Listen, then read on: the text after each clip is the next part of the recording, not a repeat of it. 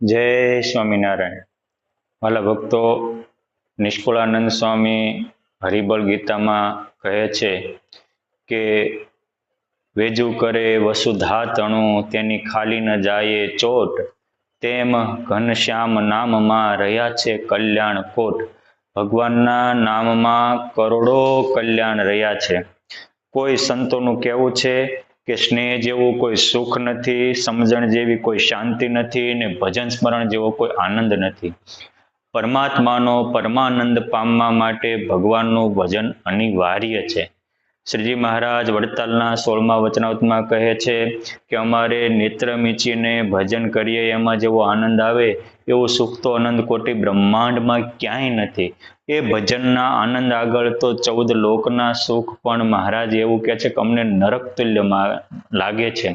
માટે ભજનનો આનંદ એકવાર ચાખવા જેવો છે. જેને જેને ભજનનો આનંદ ચાખ્યો, ભગવત સ્મરણનો આનંદ ચાખ્યો, એને જગતના રસ આપોઆપ ફીકા થઈ ગયા. મોટા મોટા રાક્ષસો હોય પણ શ્રી કૃષ્ણ ભગવાનનું સુદર્શન ચક્ર છૂટે તો એ રાક્ષસોના ચોરે ચોરા થઈ જાય. શ્રીજી મહારાજ એવું કહેતા હતા કે મારું ભજન, મારું સ્વામિનારાયણ, સ્વામિનારાયણ નામમાં સુદર્શન ચક્ર જેટલી તાકાત રહેલી છે. ગમે એવા કામ, ક્રોધ, લોભ, મદ, મોહના લોઢ હૈયામાં ઉઠતા હોય પણ ઊંચે સ્વરે સ્વામિનારાયણ, સ્વામિનારાયણ, સ્વામિનારાયણ બોલે તો એના લોઢ શાંત થઈ જાય, હૈયામાં શાંતિ અને આનંદ પથરાય. 3 જણા તાવેથો લઈને હલાવે તો પણ ઉફાળે ચડેલું દૂધ શાંત ન થતો હોય. કેમ? જે હેઠેથી તાપ ધકતો હોય અને દૂધ પણ પોતાના સ્નેહી મિત્રને બળતું મટાડવા એને અગ્નિ ઠારવા તત્પર હોય. આટલું ઉફાળે ચડેલું દૂધ શાંત ન થતું હોય પણ તમે એને કશું જ કર્યા વગર શાંત કરવાનો ઉપાય જાણો છો? મારી પાસે છે, આજે તમને બતાવી દઉં.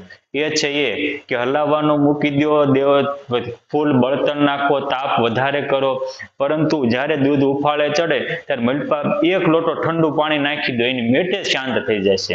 એમ આપણા અંતરમાં કામના, ક્રોધના, રાગના, દ્વેષના ઉફાળા ચડ્યા હોય અને શાંત ન થતા હોય તો એ વખતે ઊંચે સ્વરે કરીને સ્વામિનારાયણ, સ્વામિનારાયણ, સ્વામિનારાયણ મહામંત્રનો પોકાર કરો. સ્વામિનારાયણ ભગવાન તો એવું કહેતા હતા કે એ નામની જેને કાને પડી ભણક એની અક્ષર પર ઉઘડી. સ્વામિનારાયણ નારાયણ સાર લેતા કાંઈક થયા ભવ પાર. માટે હાલતા ચાલતા ખાતા પીતા સ્વામિનારાયણ, સ્વામિનારાયણ, સ્વામિનારાયણ સ્મરણ રાખો. સ્મરણ જ જન્મ મરણ સુધારે છે. સ્મરણમાં જ એવી તાકાત છે કે આપણા તમામ વિપત્તિ અને દુઃખોને નાશ કરે છે. એકવાર કુંતા માતાએ શ્રી કૃષ્ણ ભગવાનને પૂછ્યું કે પ્રભુ, આપના ભાઈઓ પાંડવો વનમાં ડેર ભટકે છે, પ્રભુ એના દુઃખનો કોઈ અંત આવે એવું ખરો?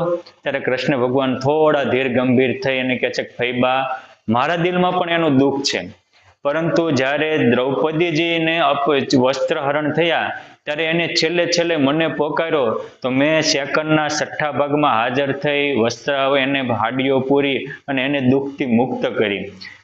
જ્યારે યુધિષ્ઠિર મહારાજા જુગાર રમવા બેઠા ત્યારે એને રાજપાટ દાવે લગાડ્યું, એના ભાઈઓને દાવે લગાડ્યા, સતી દ્રૌપદીને દાવે લગાડ્યા, બધું કર્યું પણ મને એકવાર સ્મરણ ન કર્યું. જો એકવાર યાદ કર્યો હોત તો કૌરવોની શું તાકાત છે કે પાંડવોને જુગારમાં પણ હરાવી શકે, જુગારમાં પણ હું મદદ કરવા પગી જાત, પરંતુ મને યાદ કર્યો હોત તો.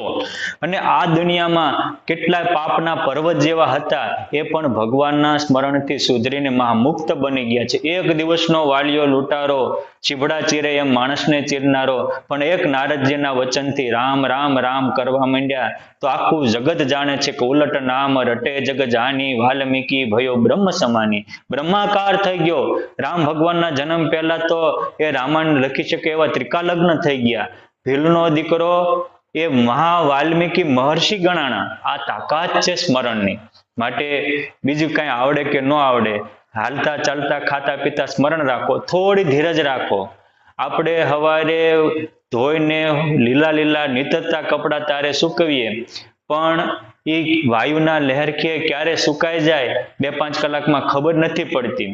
સેમ આપણામાં ગમે એટલી વાસના કે દોષો કે આસક્તિ કે અહંકાર ભીના હશે, પરંતુ હરિનામનો સ્મરણ રૂપી પવન ફૂંકાવા દો એ સ્મરણના લહેરકે આપણા તમામ દોષો હુકાઈ જશે અને આપણા આત્મામાં પરમાત્મા પ્રગટ થશે અને પરમાનંદ લહેરાવશે.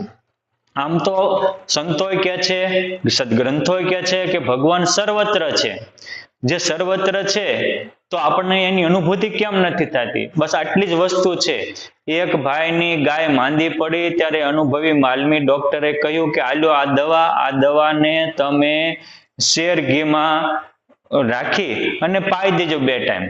એટલે આ માલિકે વિચાર્યું કે આપણી ગાયનું 2 ટાઈમના દૂધનું શેર ઘી થાય છે, માટે દવા પાઈ દેવી ને દોવી નહીં, એટલે ઘી તો મલપા રહેવાનું જ છે. આવો પ્રયોગ કરવા ગયા તે દવા પાય અને ઘીમાં ન ભેળવી તે ગાય જીવવાની બદલે ગુજરી ગઈ. ખરેખર ઉગાડી અને ગાયના સર્વ અંગમાં દૂધ હતું, પરંતુ એ દૂધ એ દવાના કામમાં ન લાગ્યું. એ બહાર પ્રગટેલા ઘીમાં દવા નાખીએ તો નિરોગી થાય. એમ ભગવાન સર્વત્ર છે, પરંતુ એ આપણને કોઈ કામના લાગતા નથી. બહાર એના નામ રૂપે ભગવાન પ્રગટ છે, માટે નામના માધ્યમે ભગવાનને પોગારવી તો સર્વત્ર વ્યાપી સર્વાત્માનો આપણને અનુભવ થાય. આપણા ભવના રોગ જાય, કામ ક્રોધાદિક રોગ જાય અને આપણે નિરોગી થઈએ. માટે સુખી થવું હોય તો હાલતા ચાલતા ખાતા પીતા સ્વામિનારાયણ સ્વામિનારાયણ સ્વામિનારાયણ. આ સ્વામિનારાયણ મંત્ર એવો મહાબળ્યો છે કે ગુણાતીતાનંદ સ્વામીના શબ્દમાં કહીએ તો કાળા નાગનું ઝેર ઉતરી જાય, જીવ દેહરૂપ મટીને બ્રહ્મરૂપ થઈ જાય, વાસના વિષયના વિકારો તો ક્યાંય ચૂરે ચૂરા થઈને ઉડી જાય. માટે જેમ 200 ઘોડાની વાજ જાતી હોય તો એમાંથી સસલું હોરું ન નીકળે, એમ શ્વાસોશ્વાસ સ્વામિનારાયણ સ્વામિનારાયણ સ્વામિનારાયણ બોલવા માંડે તો કોઈ દોષ પણ ત્યાં પાસે ન ફરકી શકે, એટલી સ્મરણમાં તાકાત છે. એટલે તો આપણા સંતોએ કહ્યું છે કે સ્મરણ સર્વ દુઃખનો નાશ કરનારું છે. વિપત્તિ હરિસ્મૃતિ સર્વ વિપત્તિ વિભોક્ષણમ, બધી વિપત્તિઓને નાશ કરનાર અને બધી પ્રકારની સંપત્તિને દેનાર સ્મરણ છે. સ્મરણ આ લોકમાં પણ સુખી આપે છે અને જન્મ મરણ પણ સુધારે છે. એટલે તો મહાભારતમાં ભગવાન વ્યાસજીએ કહ્યું છે કે યસ્ય સ્મરણ માત્રેણ જન્મ બંધાત વિમુચ્યતે, જેના સ્મરણ માત્રથી જન્મ મરણના રોગ પણ હટી જાય અને જીવમાં આત્મામાં પરમાત્મા પ્રગટી જાય. માટે સુખી થવું હોય તો હાલતા ચાલતા ખાતા પીતા સ્વામિનારાયણ સ્વામિનારાયણ સ્વામિનારાયણ કરજો. કેમ? જે સ્નેહનું મૂળ સુખ છે, સમજણનું મૂળ શાંતિ છે અને સ્મરણનું મૂળ દિવ્યાનંદ પરમાનંદ અને સહજાનંદ છે. જય સ્વામિનારાયણ.